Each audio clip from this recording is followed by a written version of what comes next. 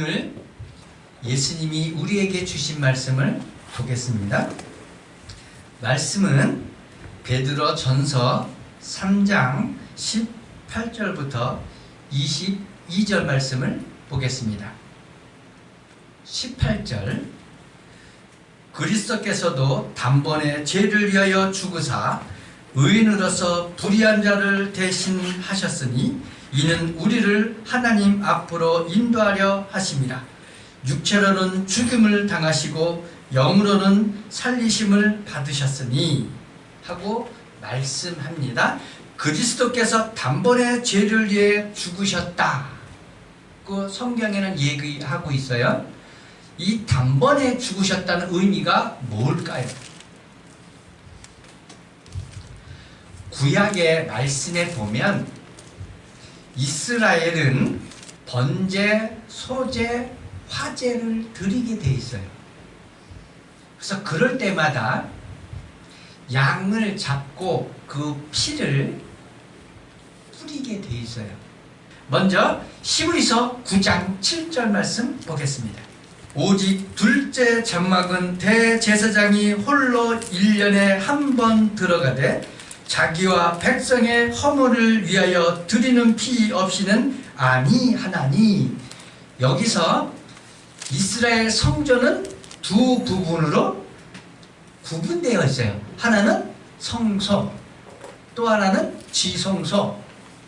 그랬을 때 여기서 둘째 장막은 지성소를 말씀하고요.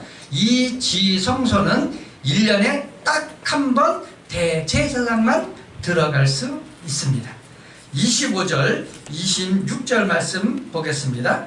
대제사장이 해마다 다른 것의 피로써 성소에 들어가는 것 같이 자주 자기를 드리려고 아니하실지니 그러면 그가 세상을 창조한 때부터 자주 고난을 받아야 할 것이로되 이제 자기를 단번에 제물로 드려 죄를 없이 하시려고 세상 끝에 나타나셨느니라.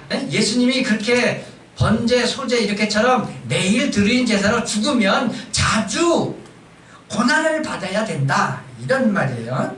히브리서 10장 3절부터 10절 말씀 보겠습니다. 그러나 이 제사들에는 해마다 죄를 기억하게 하는 것이 있나니 이는 황소와 염소의 피가 능히 죄를 없이 하지 못함이라.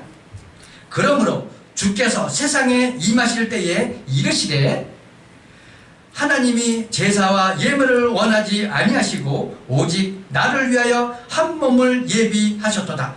번제와 속죄제는 기뻐하지 아니하시나니 이에 내가 말하기를 하나님이여 보시옵소서. 두루마리 책에 나를 가르쳐 기록된 것과 같이 하나님의 뜻을 행하려 왔나이다 하셨느니라. 위에 말씀하시기를 주께서는 제사와 예물과 번제와 속죄제는 원하지도 아니하고 기뻐하지도 아니하신다 하셨고 이는 다 율법을 따라 드리는 것이라. 그 후에 말씀하시기를 보시옵소서. 내가 하나님의 뜻을 행하려 왔나이다 하셨으니 그 첫째 것을 폐하심은 둘째 것을 세우려 하심이라. 이 뜻을 따라 예수 그리스도의 몸을 단번에 들이심으로 말미암아 우리가 거룩함을 얻었노라. 아멘. 이 말씀에 의해서 단번에 우리의 죄를 위해서 죽으셨다. 그래서 여호와 하나님이 내가 속죄와 번제를 기뻐하지 않는다. 왜냐하면 그것은 율법에 의해서 기록된 거지만 더 완성은, 율법의 완성은 오직 거룩한 자, 의인 여호와 하나님만이 생명의 피를 흘려서 그 죄값을 치르신다. 이 말씀에 의해서 그리스도의 몸을 단번에 들으심으로 우리가 거룩함을 얻었다 하는 뜻이에요. 죽으사 의인으로서 불의한 자를 대신하셨다. 근데 죽으셨는데 죄인을 대신해서 의인이 대속했는데 그러면 예수는 의인이 맞는가? 양도 흠이 없는 양을 잡아야 돼요. 그러나 인간이 말하는 흠 없는 양, 이게 뭔가는 부족한 거죠. 그러나 예수께서는 이 뭔가가 조금이라도 부족함이 없다. 그러기 위해서는 의인이 돼야 돼요. 자, 그래서 예수가 의인인 증거가 있습니다. 그 증거가 뭐냐? 마태복음 1장 21절부터 23절 말씀 보겠습니다. 아들을 낳으리니 이름을 예수라 하라. 이는 그가 자기 백성을 그의 죄에서 구원할 자이심이라 하니라. 이 모든 일이 된 것은 주께서 선지자로 하신 말씀을 이루려 하심이니 보라, 처녀가 잉타하여 아들을 낳을 것이요 그의 이름은 임마누엘이라 하리라. 여기서 처녀가 아들을 낳아요. 우리는 처녀는 아들을 낳을 수가 없고 아버지의 아들, 남자의 아들이에요. 그러나 예수는 남자의 아들이 아니고 여자의 아들입니다. 그런데 이 여자 어떻게 날까요? 성령으로 말미암아, 영으로 말미암아 오는 것 자체가, 우리 인간은 이미 아이가 어머니 뱃속에 있을 때부터 이미 우리는 죄인입니다. 이거를 잊어먹으면 안 돼요. 우리는 태어나면 그때부터 응행하면 이제 죄를 입는구나. 아니요, 이미 우리는 남자의 후손이고 예수는 창세기 3장 25절에 나오죠. 여자의 후손이에요. 그래서 의로워요. 죄가 없어요. 자, 그러면 날 때 죄 없었다. 우리 인간은 날 때부터 죄가 있었다. 그러므로 의인이다. 예수는 요한복음 19장 4절 말씀 보겠습니다. 빌라도가 다시 밖에 나가 말하되 보라, 이 사람을 데리고 너에게 나오나니 이는 내가 그에게 아무 죄도 찾지 못한 것을 너희로 알게 하려 함이로라 하더라. 같은 유대인도 아니고 이방인 빌라도가 총독이 얘기합니다. 내가 예수의 죄를 털었는데 죄를 발견할 수 없다. 마태복음 27장 22절부터 26절 말씀 보겠습니다. 빌라도가 이르되 그러면 그리스도라 하는 예수를 내가 어떻게 하랴? 그들이 다 이르되 십자가에 못 박하여 하겠나이다. 빌라도가 이르되 어찌미뇨 무슨 악한 일을 하였느냐? 그들이 더욱 소리질러 이르되 십자가에 못 박하여 하겠나이다 하는지라. 빌라도가 아무 성과도 없이 도리어 밀란이 나는 것을 보고 물을 가져다가 무리 앞에서 손을 씻으며 이르되 이 사람의 피에 대하여 나는 무죄하니 너희가 당하라. 백성이 다 대답하여 이르되 그 피를 우리와 우리 자손에게 돌릴지어다 하거늘. 이에 바나바는 그들에게 놓아주고 예수는 채찍질하고 십자가에 못 박히게 넘겨주니라. 예수는 의인이고 죄가 없는데 그럼에도 불구하고 십자가에 죽습니다. 이것이 대속입니다. 이 대속을 의인이 불의한 자를 위하여, 다른 말로 하면 죄인을 위하여 죽으셨다고 말씀하는 거예요. 왜 죽으셨냐? 우리의 죄를 대속한 이유는 한 가지입니다. 이는 우리를 하나님 앞으로 인도하려 하심이라. 하나님 앞으로. 여러분, 하나님의 단어 이거 정확히 해야 됩니다. 구약에는 엘로힘입니다. 단수 엘로힘, 복수 하면 무슨 뜻이 되는지 아십니까? 신들이 됩니다. 신들. 그러면 여기서 하나님의 단어가 맞을까요? 틀릴까요? 이스라엘은요 오직 하나 얘기입니다. 신은 누구밖에 없다. 여호와 하나님 한 분밖에 없다. 이게 성경이 말씀하시는 거예요. 그래서 하나님 그러면 여호와 하나님을 통칭합니다. 그러나 세상은요, 세상은 신들입니다. 그럼 여러 신 중에 하나인 예수 얘기합니다. 하나님이라는 단어가요. 그래서 우리는 정확하게 하려고 그러면 이것이 인지돼서 하나님 그러면 오직 신은 예수 그리스도 한 분밖에 없다. 이것이 맞으면 하나님이라는 단어가 맞지만 이 단어가 아닌 여러 신 중에 하나인 예수, 그래서 교회 밖에도 구원이 있다. 그러니까 여러 신 중에 교회, 교회는 곧 예수 그리스도를 통칭하니까 예수 밖에, 그러니까 교회 밖에도 다른 신이 있으니까 다른 신에게도 구원받을 수 있다 이 소리 했다면 이게 뭐예요? 하나님인데 어떤 하나님이냐? 자기는 모르는 하나님이게 태양신이 될 수도 있고요, 달신도 될 수 있고, 범신론에 가서 모든 것에는 신이 있다 하는 이 다신론에 빠져버리면 여러분 골치 아파요. 여기서 말하는 하나님 앞으로, 그러면 예수 그리스도 앞으로, 여긴 예수 그리스도니까 여호와 앞으로 인도하게 하십니다. 왜 여호와 앞으로 인도하냐?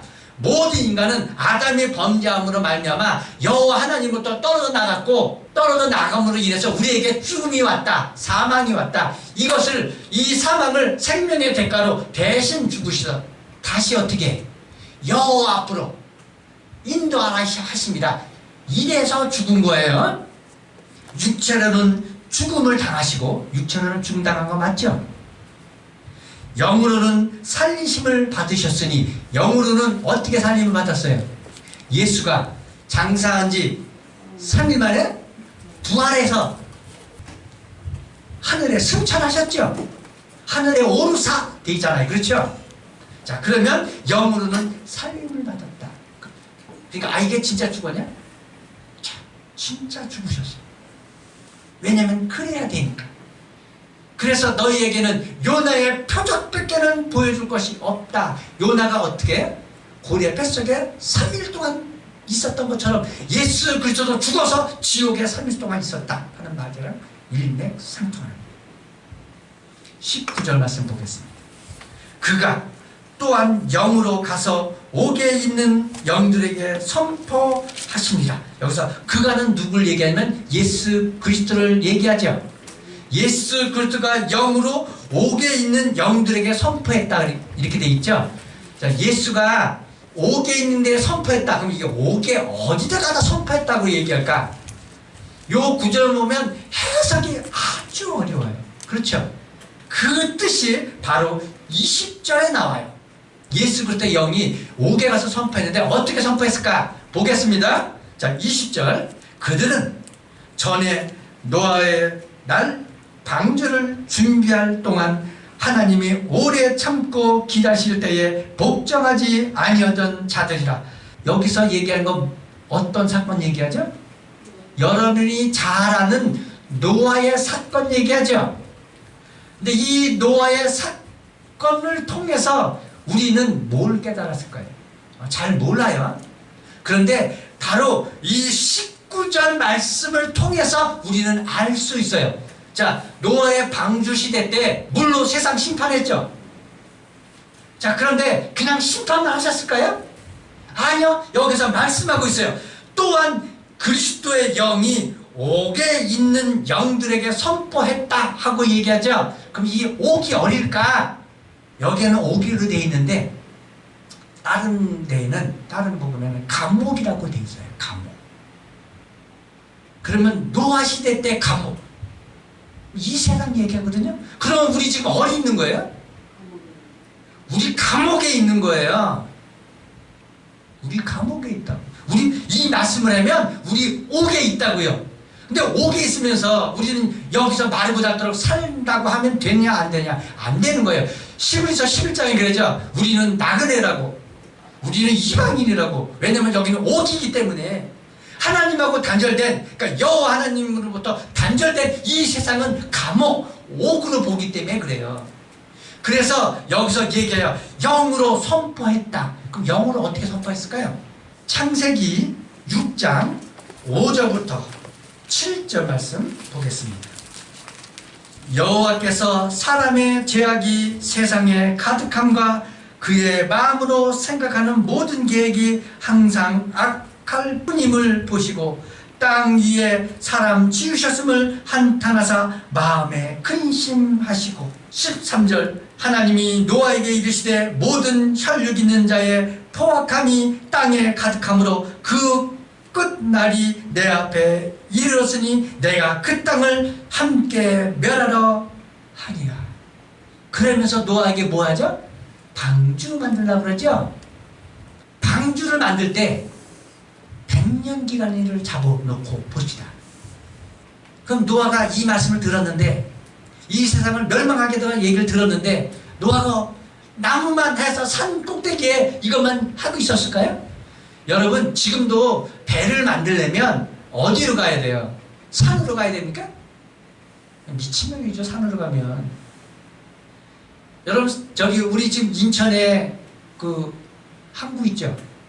인천에 항구 있는데 그 항구에서 이렇게 보면 산이 있어요. 부산에도 가면 부산에도 항구가 있어. 근데 그 항구 위에 산이 있어. 여러분, 배는 어디다 질까요? 바다 위에 못 지면 그 항구 옆에다가 땅을 파고 뭐 도크를 만들든 뭐해서 항구 옆에다가 배를 짓게 돼 있지. 그 산 위에다가 배를 짓는 멍청한 사람은 없어요. 거기 어떻게 그 배를 바다에다 빠뜨린단 말입니까? 멀쩡한 제일 정신인 사람은 뭐라 하냐면 저거 미쳤군, 저거 돌았어, 이렇게 나와야 정상이에요. 그럼 사람들이 얘기했을 거 아니야. 너 여기다 왜 짓냐? 바다에 쳐야지. 그럼 노아가 뭐라고 얘기했을까요? 여호와께서 이 세상을 멸하기로 작정하시고 멸한다고 말씀하셨다. 그래서 이것을 진다. 그러니까 너희도 뭐해라, 이 방주로 들어와라고 얘기했지 않았을까요? 제가 참고로 여러분 보시기 위해서 보겠습니다. 시므리서 11장 5절부터 7절 말씀 보겠습니다. 믿음으로 에녹은 죽음을 보지 않고 옮겨졌으니 하나님이 그를 옮기심으로 다시 보이지 아니하였느니라. 그는 옮겨지기 전에 하나님이 기뻐하시게 하는 자라 하는 증거를 받았느니라. 7절, 믿음으로 노아는 아직 보이지 않는 일에 경과심을 받아 경외함으로 방주를 준비하여 그 집을 구원하였으니 이로 말미암아 세상을 정죄하고 믿음을 따르는 의의 상속자가 되었느니라. 여기서 정죄하였으니 이로 말미암아 믿음으로 따르는 의의 상속자가 되었다 그러죠. 자, 그러면 에녹은 어떻게 했길래 하나님이 기뻐하시는 자였을까? 유다서 1장 14절부터 15절 말씀 보겠습니다. 아담의 7대손 에녹이 이 사람들에 대하여 예언하여 이르되 보라, 주께서 그 수만의 거룩한 자와 함께 임하셨나니 이는 뭇사람을 심판하사 모든 경건치 않은 자가 경건하지 않게 행한 모든 경건하지 않은 일과 또 경건하지 않은 죄인들이 주를 거슬러 한 모든 악한 말로 말미암아 그들을 정죄하려 하심이라 하였느니라. 에녹은 뭐다? 여호와 하나님이 심판하신다, 이 말씀을 전했기 때문에 하나님이 기뻐하신 거예요. 그러면 노아가 어떻게 했을까요? 이 세상을 물로 심판하신다고 전한 거예요. 그런데 몇 명 구원받을까요? 20절 저희가 보고 있죠. 단실 때 복종하지 아니하던 자들이라 방주에서 물로 말미암아 구원을 얻은 자가 몇 명 뿐이니 겨우 몇 명? 8명? 그럼 지금 만약에 주님 오신다면 몇 명일까요? 교회 다니면 다 구원받는 줄 아십니까? 말만 예수 믿는다고 그러는데 구원받을 것 같아요? 여러분, 구원 못 받으면 예수의 죽음이 헛된 거예요. 그러면 여호와의 일을 헛되게 만든 게 이게 죄예요. 예수님이 십자가에 달려 죽으실 때 그 옆에 두 강도가 있었죠. 한 명은 네가 나와 함께 낙원에 간다 그러죠. 그 사람은 어떤 사람이에요? 살인자예요, 살인자.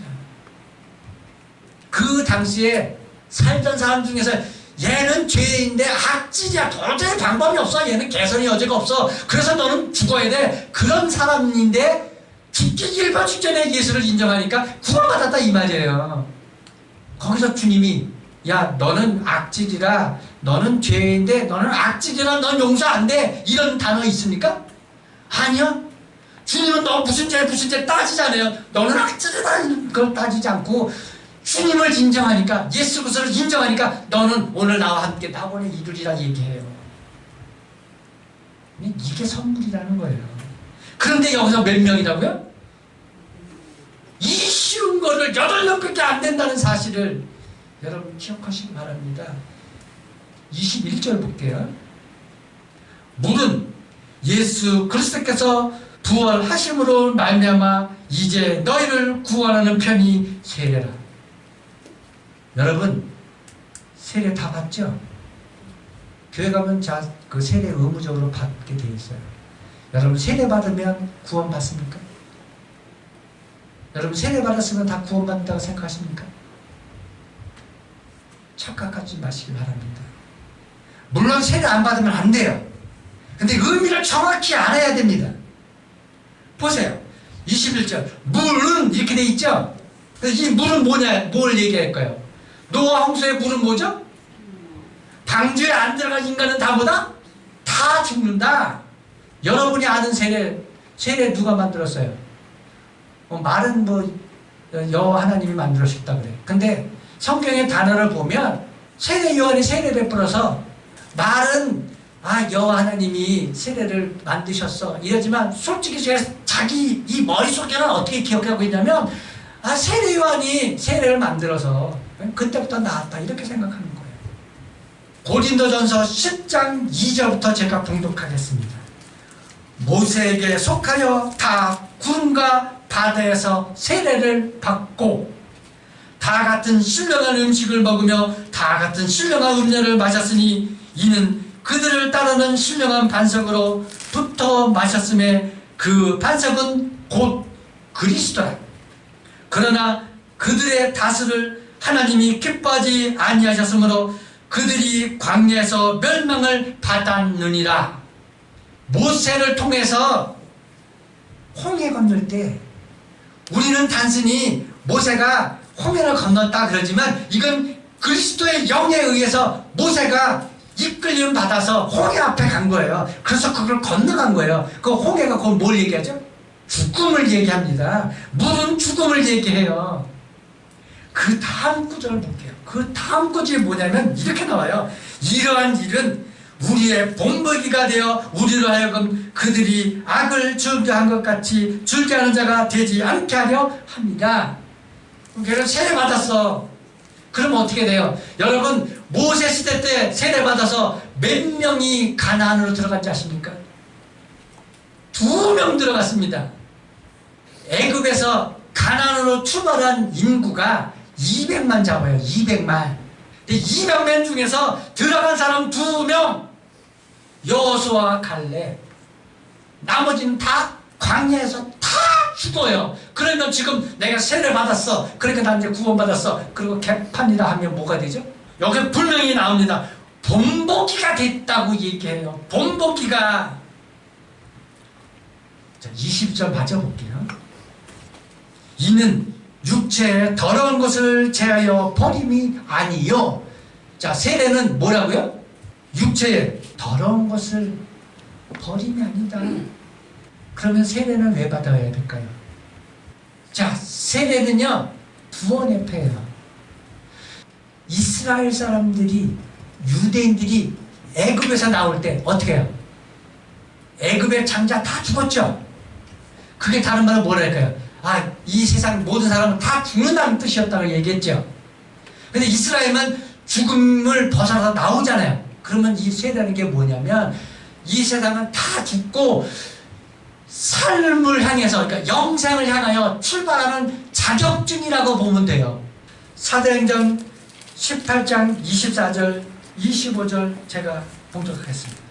알렉산드리아에서 난 아볼로라는 유대인이 에베소에 이르니 이 사람은 언변이 좋고 성경에 능통한 자라. 그가 일찍이 주의 도를 배워 열심으로 예수에 관한 것을 자세히 말하며 가르치나 요한의 세례만 알 따름이라. 19장 2절부터 보겠습니다. 이르되 너희가 믿을 때에 성령을 받았느냐? 이르되 아니라 우리는 성령이 계심도 듣지 못하였노라. 바울이 이르되 그러면 너희가 무슨 세례를 받았느냐? 대답하되 요한의 세례니라. 6절 바울이 그들에게 안샘에 성령이 그들에게 임하심으로 방언도 하고 예언도 하니라. 그래서 성령 세례 인친다. 그래서 성령 세례는 받아야 된다. 죄어 버림이 아니요 하나님을 향한 선한 양심의 간구리라. 여기서 선한 양심의 간구라 그래 있죠. 네? 세례는 육신의 더러운 것을 제하려 버리는 게 아니고 하나님을 향한 선한 양심의 강구다. 근데 여기서 선한 양심을 우리는 착하게 살고 선하게 살고 남들 보기에 도덕적으로 사는 게 선한 양심 맞아요, 이 단어가? 자, 제가 지난주에 선한 양심에 대해서 여러분 말씀하니까 목사님 착각하시는 거 아니에요? 자, 이 단어를 보시라고요. 선한 양심이 그 단어라. 우리가 아는 그 관습에 따르는 그거하고 맞냐 이 말이야. 분명히 틀리죠. 선한 양심의 간구라. 간구는 기도죠. 그 선한 양심은 뭐예요? 예수 그리스도의 마음이라고 그랬죠. 그 예수 그리스도의 마음으로 간구하는데 예수 그리스도의 마음의 간구가 뭘까? 여러분 로마서 8장 26절 27절 보시기 바랍니다.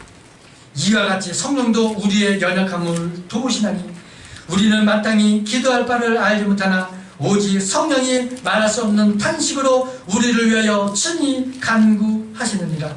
마음을 살피시는 이가 성령의 생각을 아시나니 이는 하나님이 하나님의 뜻대로 성도를 위하여 간구하심이라. 요한복음 17장 2절 말씀부터 제가 보겠습니다. 예수께서 이 말씀을 하시고 눈을 들어 하늘을 우러러 이르시되 아버지여 때가 이르러 싸우니 아들을 영원롭게 하사 아들로 아버지를 영원롭게 하옵소서. 아버지께서 아들에게 주신 모든 사람에게 영생을 주게 하시라고 만민을 다스리는 권세를 아들에게 주셨음이로이다.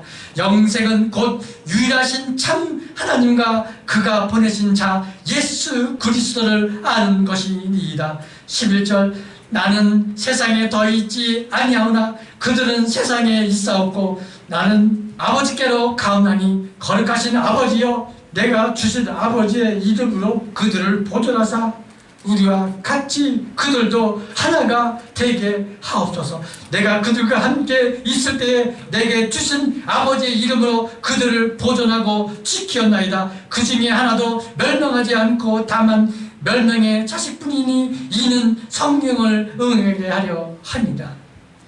이게 무슨 단어인지 아십니까? 주님이요 마지막 때에 십자가에 지기 전에 바로 전장에 기도한 사항이에요.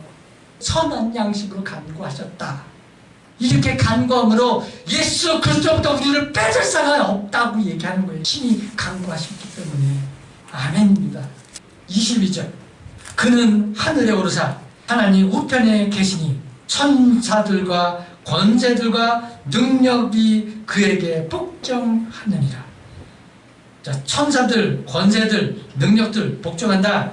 히브리서 1장 6절부터 보겠습니다. 또 그가 마따들을 이끌어 세상에 다시 들어오게 하실 때에 하나님의 모든 천사들은 그에게 경배할지어다. 7절 또 천사들에 관하여 그는 그의 천사들을 바람으로 그의 사역자들을 불꽃으로 삼으셨느니라. 14절 모든 천사들은 섬기는 영으로서 구원받을 상속자들을 위하여 섬기라고 보내심이 아니냐.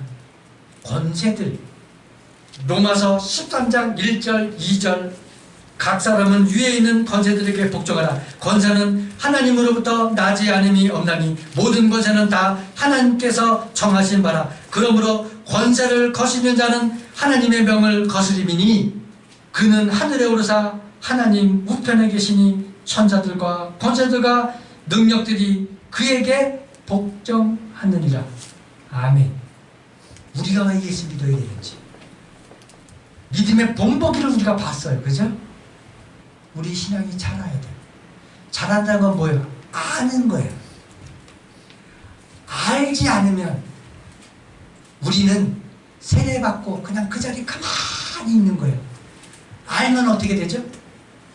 여호수아 칼렙이 얘기하죠. 세상에서 얘기합니다. 저들은 우리 밥이라. 이미 여호와께서 우리가 들어가기를 이미 작정하셨다. 그러므로 우리는 그냥 들어가기만 하면 된다. 이 믿음이요. 우리는 천국에 가는 것이 이미 작정돼 있어요. 이것을 믿고 이미 우리는 작정돼 있으니까 우리는 그냥 가면 돼. 이 세상의 마귀가, 이 세상의 권력이, 이 세상의 능력이 우리를 막고 회방하고 우리를 어렵게 할지라도 우리는 반드시 이긴다. 그래서 성경이 얘기합니다. 믿는 자는 세상을 이기네. 아무도 이길 수 없으나 예수를 믿는 자는 세상을 이긴다 하고 성경에는 분명히 기록되어 있어요. 성경에는. 우리는 이것을 믿는 겁니다. 이 믿음으로 어떤 고난이나 어떤 환난이나 어떤 어려움이 여러분에게 당할지라도 변치 않는 믿음으로 굳건히 서 계시면 반드시 예수님이 여러분을 구원해 내십니다. 구원해 내십니다. 아멘. 아멘.